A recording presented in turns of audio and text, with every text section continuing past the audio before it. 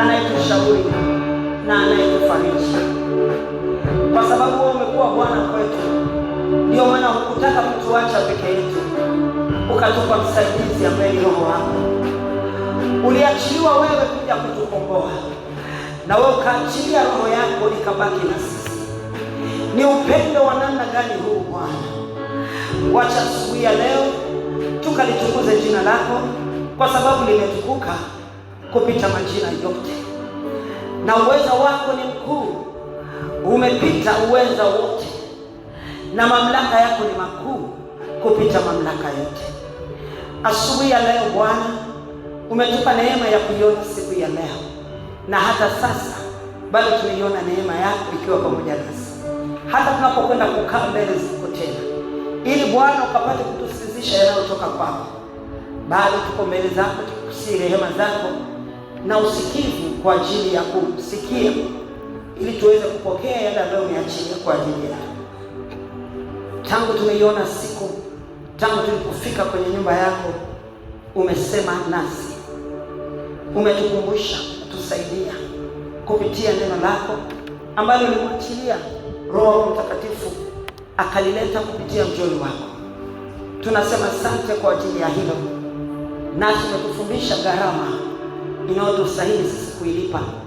Manake umetuambia tubebe umakini kwenye maisha yetu ili kuepuka gharama zisizokuwa na sababu. Tunakushukuru kwa ajili ya hilo, kwa sababu siku zimeisha na neema yako inaendelea kufunuliwa kwetu kwa jinsi ya pekee kupitia neno lako, ili kutuandaa na kututengeneza kuweza kufikia ule mwisho ulio mwema ambaye Bwana umetuachilia nao. Asante kwa ajili ya kipindi cha sifa, asante kwa ajili ya ibada, kuabudu, nasi tunajiweka tena wakfu mikononi mwako. Uinuliwe peke yako ambaye unastahili, unayekwenda kusema tena nasi, na jina lako litukuzwe. Tunakushukuru kwa ajili ya wakati huu tena, tumetiisha nafsi zetu mikononi mwako kwenye uweza wako, na tukiungamanisha mioyo yetu kwa ajili ya kupokea kutoka kwenye madhabahu yako. Neema yako ikatoshe kwetu sasa. Masikio yetu kayafungue tukaweze kusikia na kuelewa, hata tuweze kuyahifadhi. Tunakemea yule alai na mharibu anayepeperusha kila linalotoka kwako Baba. Tunasira kila njia ambayo ni ya kupokelea, tukapokea kutoka kwako katika mlango mmoja tu ambaye Bwana umekwenda kuutumia sasa kwa ajili ya kusema nasi. Milango yote tunaifunga kwa jina la Yesu Kristo wa Nazareti. Roho za usingizi na kila roho ziharibuyo, zisumbuazo, zihangaishayo, zinazokafirisha mioyo, tunazifunga kwa mamlaka ya jina la Yesu Kristo, nasi tunaachilia sasa neema yako ikaachiliwe kwetu kwa uweza wako katika jina la Yesu Kristo. Najiweka wakfu mikononi mwako, uliyenipa neema hii siku ya leo kusimama na kuweza kusema. Basi ukayaweke yale yatokayo kwenye kibao cha moyo wako kwenye kinywa changu, ukatusikizishe Bwana.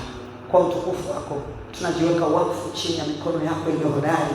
Ni katika jina la Yesu Kristo nimeomba na kushukuru, na wote tuseme amen.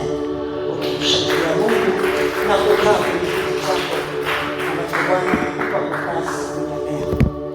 Haleluya. Bwana Yesu asifiwe. Ninawasalimu katika jina la Yesu Kristo. Ni neema ya pekee na ya ajabu ambayo Bwana ametujalia kuwepo nyumbani kwake leo. Tunapenda kusema hivyo kwamba wengi wanakuwa walitamani, lakini pamoja na kwamba walitamani, pamoja na kwamba walipanga, pamoja na kwamba walifikiri wangeweza, lakini haikuwezekana kwao. Ila kwetu na kwa wale ambao waliojaliwa, tumeiona hiyo neema na tunamshukuru kwa ajili ya hilo. Nadhani ni muhimu tumpe Bwana makofi yake kwa neema hii ya ajabu ambayo ametuachilia.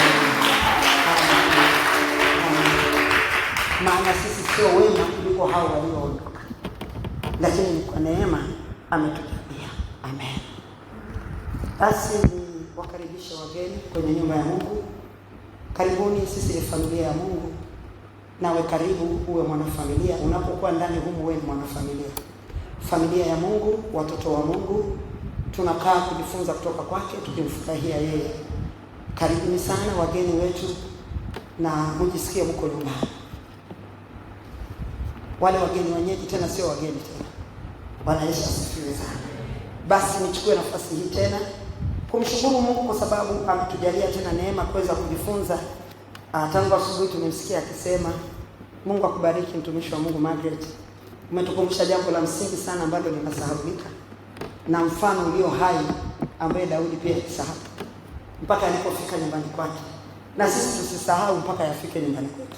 Tunapoona mauti inapanda kwenye madirisha, ni vizuri kwanza kufunga madirisha na milango ili tubaki salama ndani. Amen.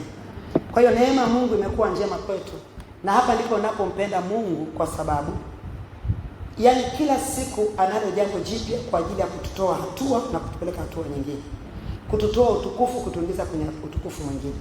Mara nyingi sisi tuliookoka tumechukua wokovu kama kitu fulani hivi ambacho tunaweza kukurupuka nacho na tukaenda nacho kwa mitazamo yetu, kwamba leo nimekurupuka hivi, kwa hiyo nadhani ni hivi, alafu ukaenda.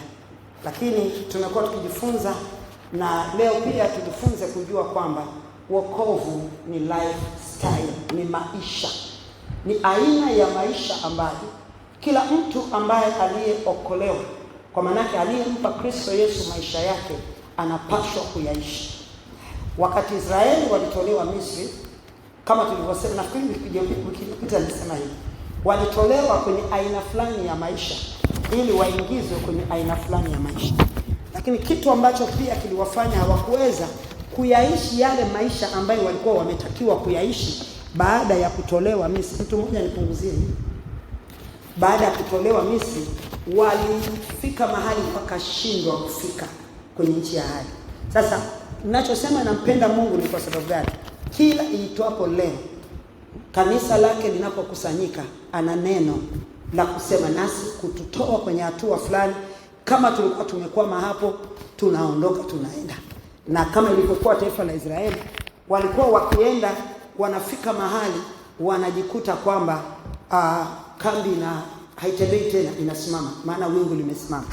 Kwa hiyo wingu likisimama, Bwana naye anakuja anasema, anawatengeneza. Kama kuna adhabu, wanapewa adhabu zao, alafu safari inaendelea tena. Huo ndio mwendo wa wokovu. Lakini tukiangalia kanisa la leo, huwa hawatutaki huo mwendo, kwa sababu tumekataa maonyo, tunakataa kukemewa, tunakataa maelekezo, tunataka kufurahisha nafsi zetu. Sasa hakuna kinachofurahisha nafsi zetu isipokuwa maonyo ya Bwana, makemeo yake, mafundisho yake. Maana hayo ndio yanayotuchonga na kutuweka kwenye mstari anaotaka yeye ili tuanze kwenda. Kwa hiyo tunaona kwamba kama tukijifunza kwa taifa la Israeli, tunaona kwamba wao walipofika mahali walikuwa kila mara wanasitishwa safari, kwa sababu kila ilikuwa ikifika wakati fulani wanapoharibu, inabidi safari isimame. Sasa kwetu sisi, kwa kukataa maonyo, makemeo, kwa wengi unakuta safari ikisimama, inasimama moja kwa moja mpaka baada ya muda, miaka, miezi, kwa sababu kila ambacho kilikuwa kiniondoe ama kinipeleke na kuwa tena hakipo tena kunisaidia mimi. Lakini tunamshukuru Mungu kwa sababu ya upendo wake na kila hatua ambazo anatuchukua nazo, na tunasonga mbele tukitoka hatua na kuingia hatua nyingine. Amina. Basi leo tunaendelea, tuna somo letu ambalo linatufikisha mahali pa kutembea na Mungu, linalosema utukufu wako uende nasi, na tunakamilisha kipengele cha mwisho cha tunda la Roho Mtakatifu, ambaye kipengele hicho tumekuwa tukikitazama ni kipengele cha upole. Tukasema upole ni kitu kinaonekana kama cha kawaida sana, ambacho kama hakieleweki na kinatafsiriwa mara nyingi tofauti na uhalisia wake. Alafu kinapotafsiriwa tofauti, kinapoteza nguvu yake ya utendaji kwa mtu. Alafu mtu huyu anavaa matabaka mawili. Kwa hiyo kwa matabaka mawili anapoteza sura ya Mungu, anapoteza mfano wa Mungu, kwa sababu anakuwa kwenye hali ambayo anakuwa hawezi kuionyesha ule mfano na sura ya Mungu kwake kwenye maisha yake, lakini akionekana katika mtazamo wa kibinadamu kwamba ni mtu mpole. Sasa tafsiri sahihi ama kamilifu ya neno hilo inapoteza nguvu ya kiutendaji, kwa sababu watu tunakuwa wapole lakini wenye kufuga dhambi, wapole wenye kufuga maovu, wapole lakini wanafiki, wapole wenye kubeba hila, wapole lakini wauaji, wapole lakini wadhulumaji, wapole lakini kila aina ya uharibifu unakaa ndani yetu. Sasa huko ni kubeba matabaka mawili ambapo haitakiwi. Lakini tumeangalia kipengele hichi, nafikiri sio ni wiki ya 3 kama sikosei. Tumejifunza kitu na tukaona tofauti zilizoko katika upole. Tulimwangalia Mfalme Ahabu wiki iliyopita ili kuweza kuona aina za upole. Tukaona kile ambacho kilikuwa kinafanyika. Upole ule aliokuwa nao Mfalme Ahabu ulitokana na ujumbe aliokuwa ameusikia. Na hii ndio tabia ya kanisa la Kristo. Siku mtu ataenda kanisani akutane na neno ambalo anaona limekata maini yake, limepasua moyo wake, huyo mtu atarudi nyumbani akiwa mpole kabisa, tena anaonekana kwamba amebadilika, lakini ukweli ni kwamba hajabadilika. Sasa hiyo ndio ile sura ya Ahabu ambayo tuliona wiki iliyopita. Tukamwona baada tu ya muda fulani akaanza uchokozi wake tena, akaanza vurugu zake, na ikafika mahali tukaona ule mwisho wake ulivyokuwa, kwa sababu alijionyesha kwamba amebadilika, mpaka Mungu anamwambia Elia, kumuoni jamani Ahabu amebadilika. Yaani Mungu anamtetea Ahabu, kumuoni Ahabu alipobadilika jamani. Unaona, anakuja mbele zangu kwa upole, lakini ghafla tena shakuwa mwingine. Ghafla kikao kinakaa mbinguni, Mungu anasema huyu mtu sasa inabidi afe tu, kwa sababu haiwezekani tena kutokana na ile hali ambavyo ilivyokuwa. Tuliona kile ambacho Jezebeli alifanya, na tukaona kile ambacho walitaka kwenda kuvamia kule Ramoth Gilead, lakini hiyo ndio ilimuondoa. Sasa wakati kanisa tunaishi kwenye maisha ya kujifanya kwamba sisi ni wapole, wakati ndani sisi si wapole, ni kwamba tunatengeneza bomu ambalo linakuja kulipuka ndani yetu, na linapolipuka ndani yetu linaangamiza maisha yetu. Yaani hilo bomu linaangamizaje maisha yetu? Kwa sababu linamfikisha mtu mahali pa kukabiliana ama kukutana na mauti ambayo hakuwa tayari na mauti hiyo. Kwa maana ni kwamba sasa mtu huyu anakatizwa maisha yake. Kwa maana kumbuka, Ahabu hakuwa mtu wa kuua, hakuwa mtu wa kufa, ukilinganisha na statement ya Mungu alikuwa anasema, mpaka kumwambia Elia, jamani mwamwona Ahabu, mwangalie amebadilika na kadhalika. Kwa hiyo ukiangalia moyo wa Mungu ulianza kumrejelea nani? Ahabu.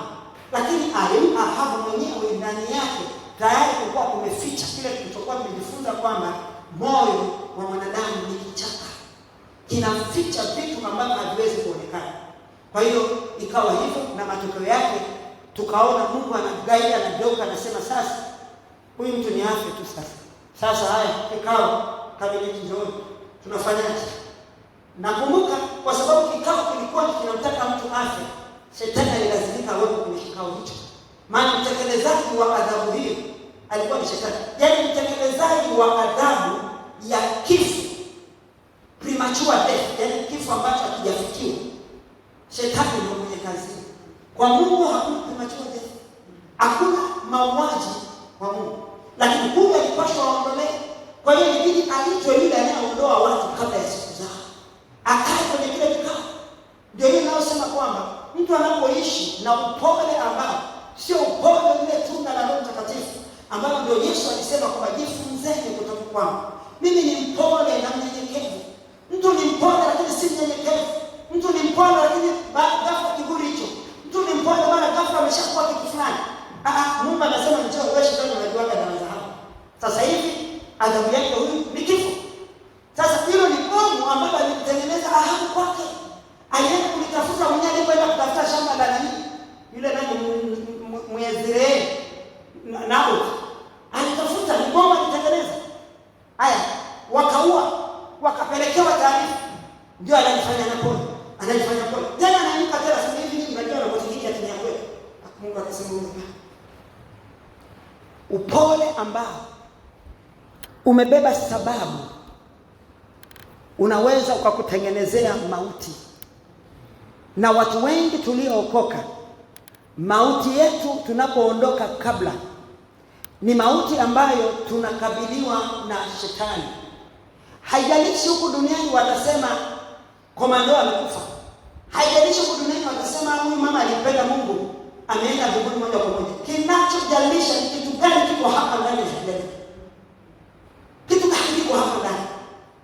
Swala la utumishi wangu ni swala lingine kabisa.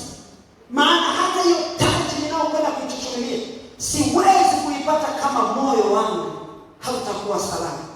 Kama ndani nimeshatengeneza mabomu yanasubiri, yale yameshakuwa time, yanasubiri tu wakati wa kulipuka, ni hatari kwangu kuikosa ile taji. Mimi nitaendelea kutumika, nafikiri natengeneza taji yangu, naweka lulu, naweka sijui, naweka vile vitu vya thamani kwenye taji yangu. Taji yangu inapandiliwa, kumbe mimi ni maiti mbele za Bwana, kwa sababu ndani yangu kuna mauti tayari. Shetani ananitengenezea tu wakati wangu wa kuninasa aniondoe duniani, kwa jinsi ambavyo nitakuwa siko kwenye hali ya kutubu. Sasa hii ndio tabu ambayo inayokuwepo, ama tatizo linapokuwepo kwenye upole ulio na sababu. Kwa sababu upole tunaotakiwa kuwa nao ni tunda linalotakiwa kukaa ndani yetu bila sababu yoyote, kwa sababu ni tunda tulipewa bure. Ni tunda ambalo Kristo Yesu aliliachilia likae kwetu ili litufanye sisi tufanane na yeye, ili tuishi kama yeye, tukimtazama yeye kama kielelezo na sisi tuweze kuishi hivyo. Kwa hiyo ni tunda ambalo alihitaji kwamba nione kwamba huku ndani nimesikia kuchangamka sana ndio ni hapana. Halihitaji kuona kwamba nimebarikiwa sana, hapana. Halihitaji kuona kwamba Mungu amenihurumia sana, hata kama sijaiona huruma ya Mungu, hata kama niko kwenye kukemewa na kukaripiwa, bado tunda la upole linatakiwa likae ndani yangu, kwa sababu tunda hilo ndilo litakalonitengenezea mimi mazingira ya kupokea uponyaji huo ambao ninaokaripiwa nao na Bwana. Kwa sababu bila upole ndio watu kanisa leo hatutaki kuambiwa, hatutaki kusikia maonyo. Tukiona tunakimbia, tunahama kanisa. Kwa sababu ya nini? Tuna upole uliobeba sababu. Kwa hiyo inapofika kukutana na ule upole, ama nikae kwenye ule upole ambao Bwana kinikanika vipo. Jamani, tumesoma wote shuleni, wanaume vijana wa shule, hata tunaweza na sio mambo na chapa sasa hivi na lazima chini. Viboko vya hapa mnakanika, wasichana mnaambiwa wekeni hivi. Unachapa alafu tena usiniguse. Yaani unasikia uchungu lakini wewe unafanya tu hivi. Yaani unaikubali ile adhabu ndipo uweze kurudishwa darasani kusoma. Sasa leo kanisa nikiambiwa wewe weka mkono hivi, nakunja ngumi naanza. Namkunjia ngumi yule ananiambia weka mkono hivi. Alafu namwambia kwani shida yako ni nini? Nije kanisani? Siji. Makanisa yako mengi. Anasema sawa. Unaenda kutumikia kwenye kanisa la shetani.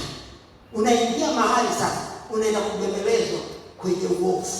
Unaenda kupambwa kwenye uovu. Unaenda kukumbatiwa ule uovu ndio ndani yako. Umekimbia fimbo. Wanafikiri mtoto anayekataa fimbo ya mwalimu, matokeo yake ni nenda nyumbani kamlete mzazi. Hautarudi darasani. Nenda nyumbani kamlete mzazi. Mzazi akija ndio anaambiwa mtoto wako ni hivi na hivi. Na maana mpaka unafika kuambiwa weka mkono hivi utalikwe, kuna maonyo yamepita. Kuna tabia ilichunguzwa. Yaani kuna vitu vingi vinakuwa vimepita. Wakati mwingine tulikuwa tunapigishwa magoti kwenye mchanga nje, kwenye jua. Unaambiwa kipindi hiki utapiga magoti mpaka saa 6 wakati wa lunch. Na dirisha kwa headmaster liko hapo linawaangalia. Kwa hiyo huwezi kusema ngoja tukae kidogo saidia watu wao kwa darasani. Headmaster amekaa na waona. Unapiga magoti kwenye mchanga, si unajua mchanga unapotunga lakini upashi hata kusema jamani Yesu. Mimi sasa sijui nifanye. Unakakamaa hapo hapo. Huo ndio upole usiokuwa na sababu. Ambao ndio upole unaotengeneza sasa umbo la Kristo ndani ya mtu, hata mtu aweze kufanana na yeye. Ndipo sasa aliposema mjifunze kutoka kwangu, mimi ni mpole na mnyenyekevu. Sasa lile umbo linapotengenezwa likatengenezeka, ndio anakuja na kufungia nira yake. Alipofungia nira yake, utaweza kutembea naye, utaambatana naye. Lakini kinyume na hapo, ndio asubuhi umeokoka, ikifika saa 6 wokovu hakuna tena. Saa 8 unarudi umeokoka, ikifika saa 11 hakuna wokovu tena. Baadaye unaenda kulala, ndio hujui kabisa kama uliokoka. Usiku shetani anakuchukua naenda na wewe. Asubuhi watu wanasema kwamba jamani alikuwa mtumishi, alikuwa anapigia kibodi kanisani, alikuwa anaachilia uwepo. Mlijua alipokuwa moyoni mwake. Upole usio na sababu unatutengenezea mazingira ya utukufu wake Mungu uweze kwenda na sisi. Utukufu wa Mungu hautatembea na mimi kwa sababu najua kufunga na kuomba, pamoja na kwamba natakiwa kufunga na kuomba, lakini si kwa sababu ya kuruhusu utukufu wake utembee na mimi. Utukufu wake unatembea na mimi kwa sababu kuna vigezo vilivyofaulu. Huyu mtoto anayeambiwa nenda nyumbani kamlete mzazi, unaweza kukuta ni mtoto anayefaulu darasani, maana ana akili. Ni mtoto ambaye ananyosha vidole kujibu maswali, maana anauelewa. Lakini kwa utovu wa nidhamu, kujua kuwa kwake na akili kunapoteza maana. Kwa hiyo pamoja na kwamba ana akili, hiyo haiwezi kumfanya kwamba apate kile kibali. Kwa hiyo anatakiwa aweze kuwa mtoto mwenye nidhamu kwa kuishi kwenye sheria za shule. Na sisi tuna sheria, kwa maana yake tuna agano linalotupatia sisi kuishi, hata ndipo tuitwe wana wa Mungu. Hatuitwi wana wa Mungu kwa sababu niliongozwa sala ya toba. Tunaitwa wana wa Mungu kwa sababu kuna vile vigezo ambavyo tunakuwa tumevipita, tunakwenda navyo. Na tukisema vigezo hivyo, ndio maana nikasema wokovu ni maisha. Vigezo hivyo ni vile ambavyo tunakwenda navyo kwenye hatua ambazo za ukuaji wetu wa kiroho. Kwamba unatoka mahali ulikuwa mchanga, ulikuwa huelewi kitu, kwa hiyo unaenda unajikwaa, hata unajinyea hapo, mama anakuja anakupangusa, anakuonya. Sasa inafika mahali fulani inakuwa maonyo hayafanyi kazi tena, inabidi fimbo ndo zianze kutembea ili mtoto huyu aweze kujifunza. Ndio kukua hivyo mpaka inafika mahali mtoto anakuwa tayari anajua kabisa, hapa mimi nikienda nikijinyea mwenyewe hapa ni fimbo zitakuja. Choo kiko wapi? Kama anajua hawezi kupanda chooni, mtoto anakuambia mama choo, unampeleka, analia kwako, unamsaidia. Ama Roho Mungu anakuonyesha kilio chake, unamsaidia. Kwa hiyo huo ndio mwendo sasa wa maisha yetu ya kiroho. Hatuokoki tukafika siku hiyo hiyo. Na sisi tabia tulizojijengea ama tulizojengewa sijui na nani, ni kwamba tunaona kwamba ukishaokoka ndio umeshafika. Hatujafika, tunaanza safari. Kwa hiyo huo ndio mwanzo wa mwendo. Sasa katika mwendo huo ndio kuna kukua sasa. Na kila ukuaji una wakati wake, vipindi vyake na mambo yake. Kwa hiyo kuna namna fulani mtu anakuwa akiwa katika stage hiyo, hata unapomuona unajua huyu bado ni mchanga kwa sababu yuko kwenye stage hii. Yaani zinajionyesha zenyewe. Lakini nafika mahali inabidi mtu akue, afike mahali. Sasa upole. Sasa kukua, kwa nini naeleza haya? Kwa sababu upole unaambatana na ukuaji wa kiroho. Kwamba kuna mahali tunafika. Unajua ukiwa bado wewe ni mchanga kiroho, kila kitu unataka useme, yaani kwa Mungu amefanya kitu, yaani unakuwa ile una hamasa sio nini. Hiyo furaha ile ndani. Kwa hiyo nataka kila mtu ajue kwamba kuna kitu Mungu amefanya, hakuna dhambi katika hili. Mimi nafundisha. Usio kaza kubali ukasema tuliambiwa. Lakini nafundisha kwamba kuna stages. Kwa hiyo unafika mahali, kuna mahali sasa ukishafika unakuwa ile umekuwa, upole unatawala. Sasa upole ukitawala, vitu vinapokuwa vinafanyika havikuchukui tena katika kama vile kukushtukizia, mpaka unaanza kuwa kama vile unahamaki, kwa sababu inakuwa sasa ni sehemu ya maisha yako. Alafu unakuwa sasa unatambua kuna kitu Bwana anafanya.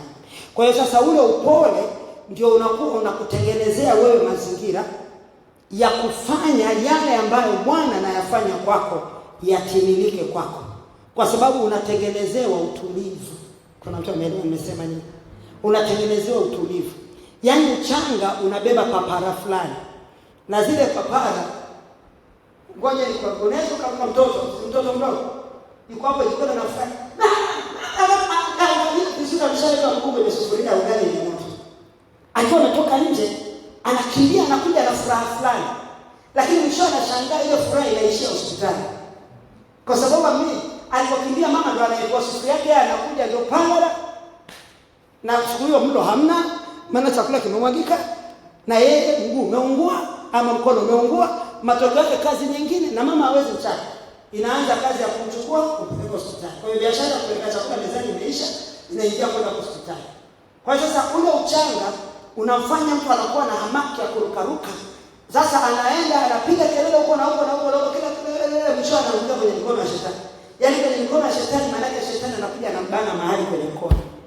Maana katika zile kelele nyingi zinafika mpaka kwa kule mahali ambapo hazitakiwi kufika. Matokeo yake unajikuta tena unaishia hospitali. Umeumia tena. Na ulikuwa unafurahi kufikiri sasa ushavuka. Lakini hizo ni stage.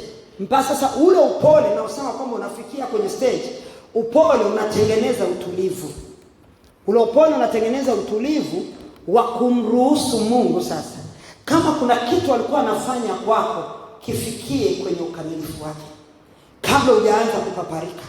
Kwa hiyo kinapokuwa kimefika kwenye ukamilifu wake, hata ukisimama ukisema, unakuwa umebeba ushuhuda ulio mzito, wenye nguvu, wenye kujenga, wenye kumuinua mtu ambaye alikuwa kule chini. Kwa hiyo anafika mahali anaona kwamba kwa hiyo anainuliwa. Kwa hiyo upole unafanya kazi kubwa sana kwenye maisha yetu. Ni kwa sababu tu sisi hatujui. Lakini upole huo kama tulivyosema hauhitaji kuwa na sababu iwayo yoyote, kwa sababu sio lazima kuwe kuna kitu kinafanyika ama kuna kitu kimefanyika ndipo niweze kuwa mpole. Amen. Sasa upole ni tunda lisilopenda ama lisilotaka makashikashi, vurugu. Tuliachia hapo wiki iliyopita. Alitaki makashikashi, vurugu. Upole unahitaji utulivu ili ufanye kazi yake. Kwa sababu upole ndio unapokea na kuhifadhi, yani kuhifadhi yale yanayotakiwa kufanyika kwako wewe. Unapokuwa mpole unakuwa kwenye ule utulivu.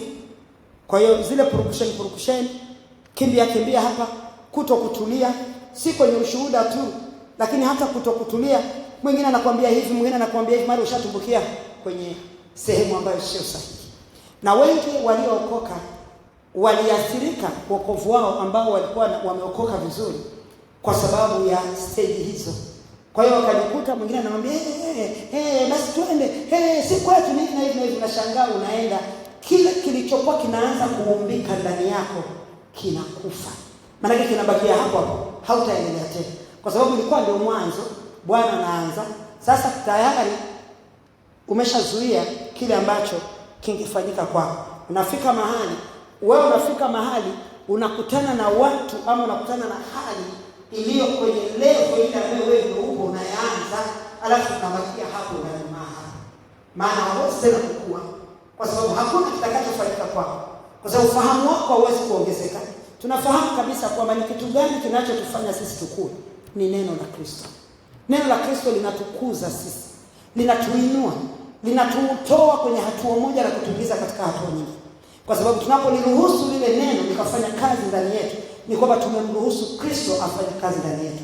Sasa wakati lile neno linakuwa halipo kazini, ina maana nimemsitisha Kristo kufanya kazi yake. Kwa hiyo sasa mahali nilipo nitabakia hapa. Na hii ndio tatizo ambalo tulilonalo na kanisa la leo. Kanisa tuko ni wengi sana, tunaona kwamba jumuiya ya watu waliokoka ni wengi. Lakini ukiingia kwenye ukuaji wa kiroho, wengi tuko chini. Tunajikuta tuko chini sana katika kumfahamu, kumjua Mungu.